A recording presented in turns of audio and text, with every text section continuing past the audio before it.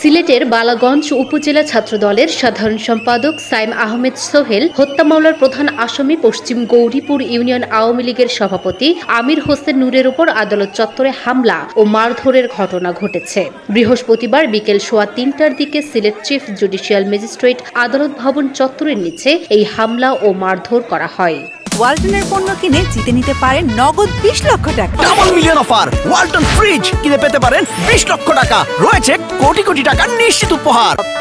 প্রত্যক্ষদর্শী সূত্রে জানা যায়, আজ বিকেল 3টার দিকে সাইম হত্যা মামলার আসামি আমির হোসেন নূরকে আদালতে হাজির করে পুলিশ। এ সময় নিহত সাইম আহমেদ সোহেলের স্বজন ও অনুসারীরা আসামিকে মারধর ও গণধোলাই দেন।